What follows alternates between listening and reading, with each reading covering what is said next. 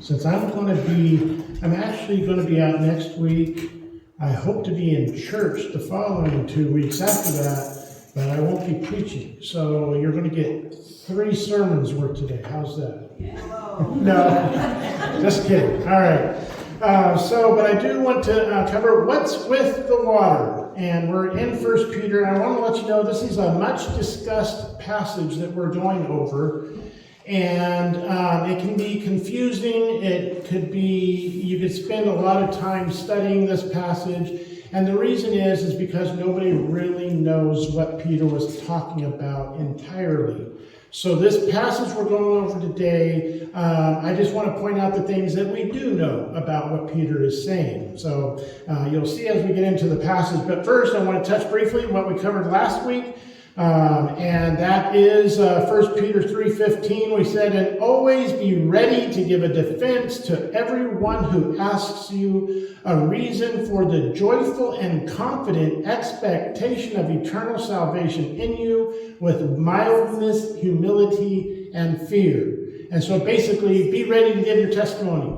Why you serve Jesus, right? And so I gave you 3 ways, 3 things to keep in mind when you're thinking about your testimony. How many of you realize you need to know what your testimony is before you have the opportunity to give your testimony, right? A lot of people don't realize that you should rehearse it. You should know it. You should be able to give your testimony in like 5 minutes so that you can draw upon that memory and that learning that when the opportunity presents. And so I broke these up. The first one is your life before Christ, and your main focus is what your life attitude and main struggles were before you trusted Jesus. Then the second one is how you met Christ, and the main focus is the turning point or the specific circumstances that brought you to faith. And the third point is life after meeting Christ, how your life, direction, and inner peace changed after following Jesus. And I like pulling numbers out of the air to give an idea of where your focus should be. My dad used to do the same thing, and he would tell some guy that was in sales or in accounting, is like, yeah, we got about 20% of this, we got about 30, and the guy finally stopped and is like, where did you get these percentages? Have you done a study? Or my dad says, no, I grabbed one here and I grabbed one there. So I tend to do the same thing. So I said that the main focus, your life before Christ, should only be about 10% of your overall witness, because you're talking about the bad side of things and you don't want to dwell on that. And then 30% to kind of get to the point of where you turn to Christ.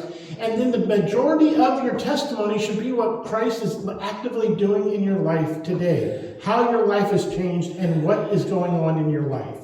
So that's where we ended last week. And because I wish I could do the whole thing all at once and keep it stitched together, because you're like, what is this going to do with the next thing you're talking about? But that's the way Peter wrote it. And so we're going to jump in and we're going to start in verse 18. We finished with verse 18 last week, but I want to touch on it this week as it's part of your so what. So 1 Peter chapter 3, starting in verse 18.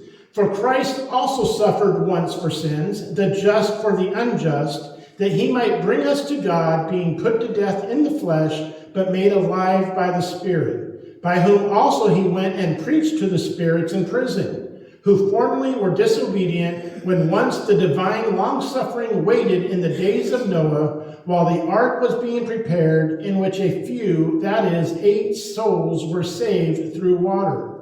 There is also an antitype which now saves us, baptism, not the removal of filth of the flesh, but the answer of a good conscience towards God, through the resurrection of Jesus Christ, who has gone into heaven and is at the right hand of God, angels and authorities and powers having been made subject to him.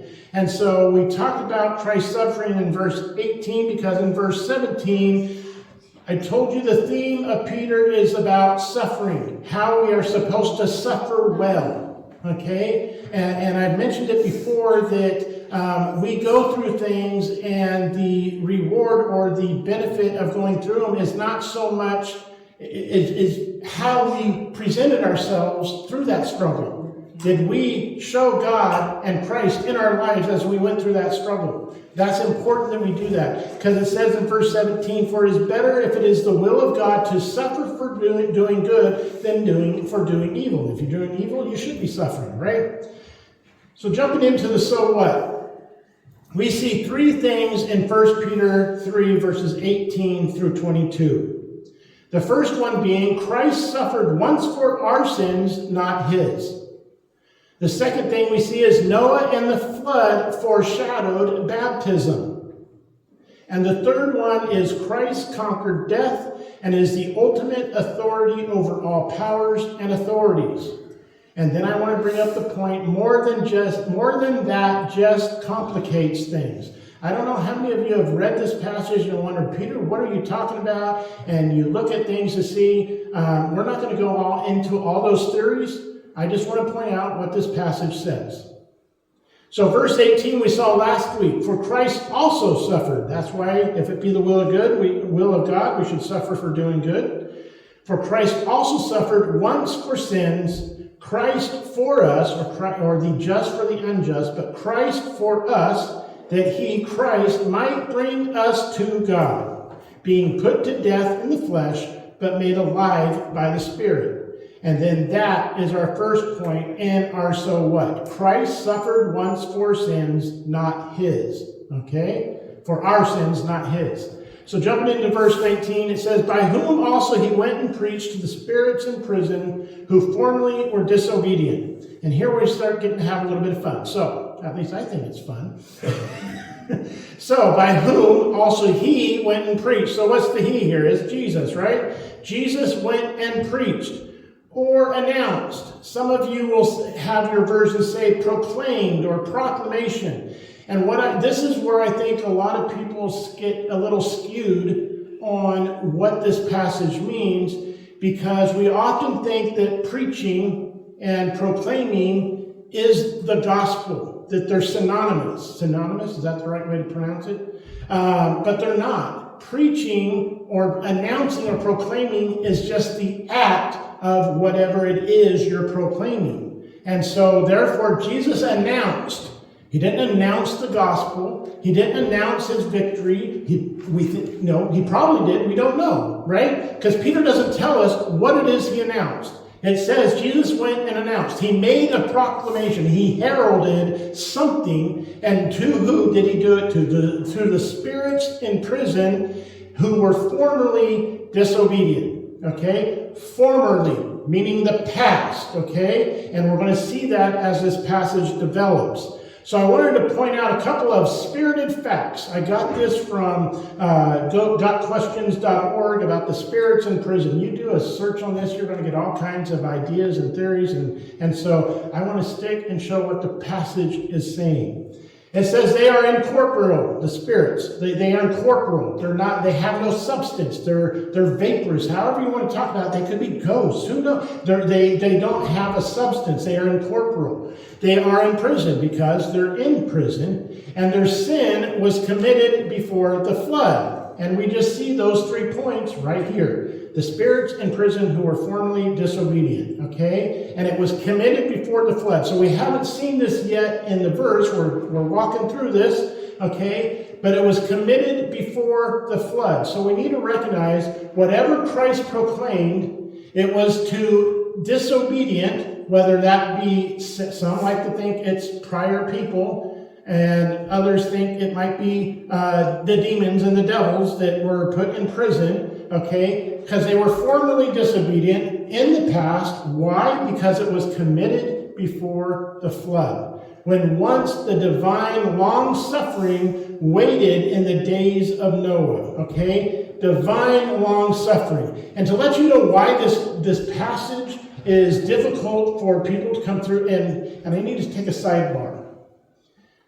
Part of what happens with this passage is that sometimes they encourage pastors, well, you don't say something you're unsure of. You don't announce on the pulpit that you're unsure of something, so you pick a side and you preach it, basically, like it's God's honest truth. Okay? And I think I'm not afraid to tell you I don't know everything, because the Bible doesn't tell me everything. Okay? And so one of the things that complicates this is that when once the divine long-suffering, most of your versions, because I think I only found the New King James Version is the only one that uses divine instead of God here. And it kind of irks me because I like the New King James Version.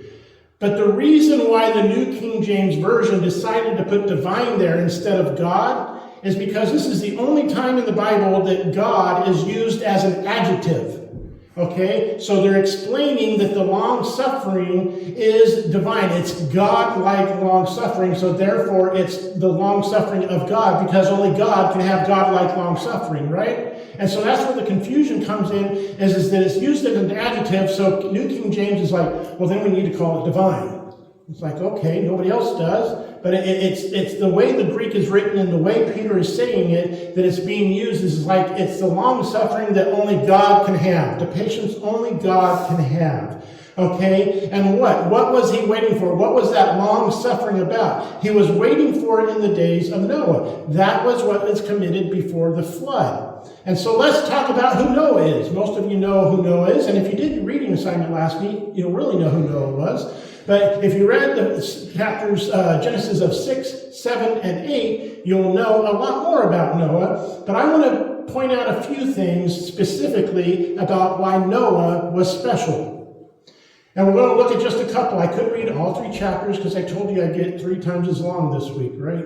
So, but I won't. We'll pick some top verses. Genesis chapter 6, verse 5 through 8a, and then 9b, and then chapter 7, verse 1 and 5. So, Genesis 6, starting in verse 5. Then the Lord saw that the wickedness of man was great in the earth, and that every intent of the thoughts of his heart was only evil continually. Nothing good. Evil. Bad.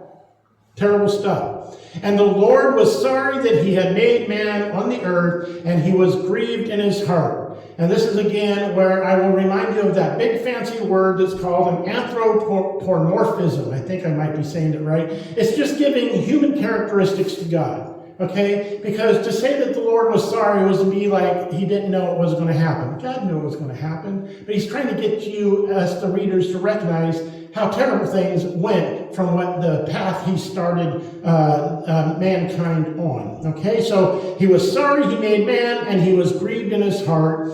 And then going on to verse 7, it says, So the Lord said, I will destroy man whom I have created. So even if, okay, let's say God really has those, sorry, I didn't mean to do that. It doesn't matter. He created us. So he gets to do with us what he really wishes to do with us because he created us. So anyway, so the Lord said, I will destroy man who I have created from the face of the earth, both man and beast, creeping thing, and birds of the air, for I am sorry that I have made them. But look at verse 8, chapter 7, Genesis. But Noah found grace in the eyes of the Lord. So the whole thoughts of mankind are evil, but Noah found grace in the eyes of the Lord. Why? I thought you just said the whole everybody nothing but evil, right? When we go on to verse 9b of chapter 7 or chapter 6 of Genesis, Noah was a just man, perfect in his generations. Noah walked with God. Then the Lord said to Noah, so again, Noah found grace in the eyes of God because Noah was a just man. He was perfect in his just generations. He was serving God. Okay? Noah alone. Okay? That's all. Out of everybody else on the planet, Noah walked with God. Then the Lord said, jumping to chapter 7, verse 1, it says, then the Lord said, because then he tells him to build an ark. Okay? He makes an ark, and he's talking to him again. And he says, then the Lord said to Noah, come into the ark, you and all your household, because I have seen that you are righteous before me in this generation. That's why he found grace in the sight of God, because he was righteous. Okay? He knew who God was. He served God. And so what happened? What's part of that we know that Noah was righteous? As it says, and Noah did according to all that the Lord commanded him. I harp on this sometimes, but there's an aspect of obey that has nothing to do with works. When you get saved, you want to do things for God. It's not about I need to earn what I got from God. It's all about, wow, God, you're awesome, you're wonderful. Why would you waste your breath on me? I want to serve you. I want to do something. So Noah did according to all that the Lord commanded him.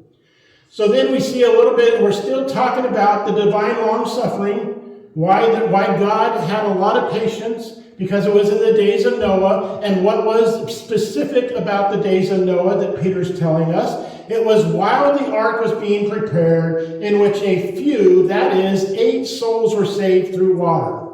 Okay? And drum roll, water. That's where I got the title from. What's with the water? The ark was being prepared. So the divine long-suffering, God was being patient while Noah built the ark, because he was going to wipe the face of the earth with water. He was going to clean it out, right? And so he waited. His long-suffering waited. They estimate that they think it took about 50 or 60 years. They used to think 120 years, but then the math didn't line up. But we don't know how long it took it. That's another thing that is a great thing to talk about when it's not in the Bible.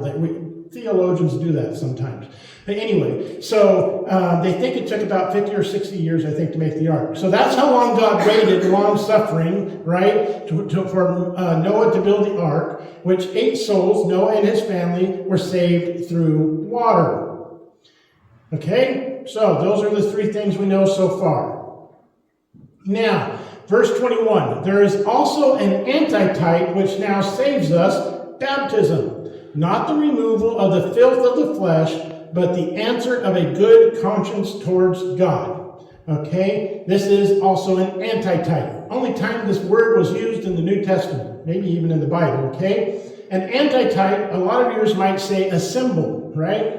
A symbol. There is also a symbol of which now saves us, baptism. Okay? So that's what he's saying. And this is a symbol. What he just told us about the divine long-suffering, and specifically related to Noah and the flood, and we've already went on beyond to the spirits in prison. And they were priorly disobedient. Okay? A lot of people start getting all these, I won't say crazy, because I don't know the answer either totally, but they come up with all these notions about who those spirits were and what they were doing and what was Jesus talking to them for and when was he talking to them. Okay? It doesn't matter. We don't have enough information from Peter to tell us, and there's other passages that we can't really define what it was that Peter was talking about. But it's not important, because he's just showing us that God was really patient until Noah built the ark and he was saved through water, and that this is a symbol of what baptism, what now saves us as, is baptism. And again, Peter is not saying that you are saved by baptism. That's another passage that he said too many times in other places that you are saved by grace. I know Paul said that specifically, but Peter was not saying that you had to get baptized to be saved. Why? Because it says, well, first, he said, I'll get to that. Hold that, put a pin in that. And now it saves us with baptism, but not the removal of filth from the flesh. I don't know how true this is. I haven't done the Greek study, but a good friend, actually, we were at a memorial for. I'm here as a pastor because we went to a memorial of a dear friend that because of him, I got some of the training I needed to become a pastor. Okay? And he's the one that told me this. He says that baptism in the Greek just means to dunk. Okay, and when they came up with the word baptism, baptismo, which I think is Latin from whatever the Greek is, he said that they wanted it to sound a little bit better than just dunk, because it's like, we're going to have a dunking this Sunday. No, we're going to have a baptism this Sunday, okay? So that's why Peter is saying here, not for the removal of filth from the flesh. This is not why you're getting baptized. Because your kids went and played out in the mud, okay? That's not, he's saying, it's not to clean these brats up. Well, they probably weren't bad. They're smiling, and the parents probably obviously let them, so I won't say they're brats, okay? But anyway, they had a lot of fun. That's not what baptism is for, what baptism is about. But baptism is about, the answer of a good conscience towards God. Why? Through the resurrection of Jesus Christ. So that's what I'm saying is baptism is not required for salvation, but I also said a little bit earlier that when you get saved, you just naturally want to do things for Christ, do things for God, obey Christ, and one of the things he tells us to do is to be baptized. So it's not like baptism comes before the salvation. It's baptism comes after the salvation. It's not the route of salvation. Okay? So Peter is not saying you have to be baptized to be saved, but if you're saved, you should have a desire to be baptized because God says we should be baptized. And so that's why you have a good conscience towards God. So boom, that's our third point, or second point, which is Noah and the flood foreshadowed baptism. That's all we need to get out of this. I'm not saying it's wrong because I said that the telling was that anything more than that just makes things complicated. It's okay. But if somebody doesn't agree with your viewpoint on what Peter is really saying, it's nothing to get bent out of shape about because we just don't know. And you might be in the wrong if you're getting upset about it. Right? Because you shouldn't be getting upset about something in the Bible when you're talking to a fellow believer. That's kind of weird. Sorry. Okay, so 2, Noah and the flood foreshadowed baptism. And then verse 22, it says, who, and who is the who? Who, again, we're still talking about Jesus. Jesus Christ has gone into heaven and is at the right hand of God. And I want to jump to one of my favorite passages that talks about Christ being at the right hand of God. For the essence of time, I didn't get to list the whole 3 verses. We're going to Hebrews chapter 1. The first 3 verses are awesome. You should read it. There's such an impact in that passage. But looking at verse 2b, it says, for whom he, God, has appointed heir of all things, through whom also he, God, made the worlds through Christ. So God made the worlds through Christ, okay? And upholding all things by the word of his, Christ's power, okay, sat down at the right hand of the majesty on high. Okay, as you can see, we're sidling up to our third point of the so what. Is that he sat down on the right hand of the majesty on high. Christ did. And then what? Angels and authorities and powers. Angels and authorities and powers having been made subject to him, subject to Jesus Christ. And for that one, this is why your reading assignment is Colossians 1 and chapters 1 and 2, because he hints at what the verse we're going to look at in chapter 1, because it talks about the preeminence of Christ. But then in verse 15 of chapter 2, it's where I think that Christ kind of thumbed his nose at the bad guys, right? Because he said, having disarmed principalities and powers, Christ, made a public spectacle of them, triumphing over them in it. He's like, I did it, God. That's why, I lean towards the thing that he proclaimed was I think when Christ was proclaiming, I think this was his proclamation. He made a public spectacle of them, of the powers of darkness, of the principalities and powers. He made a spectacle out of it, and he triumphed over them in it. So Jesus Christ has gone into heaven and is at the right hand of God, angels and authorities and powers having been made subject to Jesus Christ. And then boom, we have the third point. Christ conquered death and is the ultimate authority over all powers and authorities. Okay, so that brings me to my so what?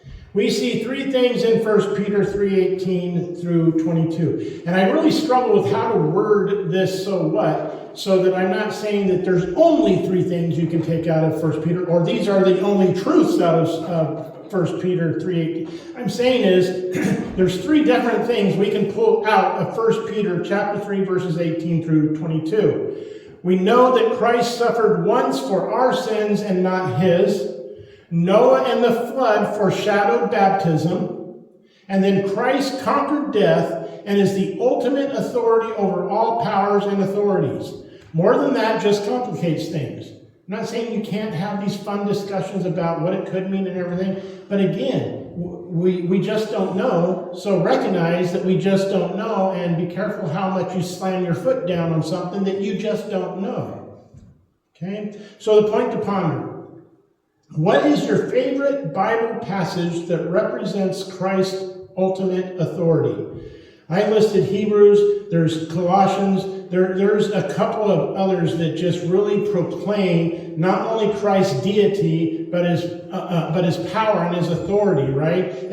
Philippians, every knee shall bow, every tongue confess that Jesus Christ is Lord. There's just so many good passages. So if you think I only gave you the only ones there are, you need to read your Bible more. Just saying. There's a lot. And then for next week, finalize memorizing 1 Peter 3, 8, and 9. And when I come back in a while, I will have new memory verses for you. And then read Colossians chapters 1 and 2. It just talks about the preeminence of Christ, and then it rolls into that verse I used in chapter 2. It's just a neat passage. So read that. And so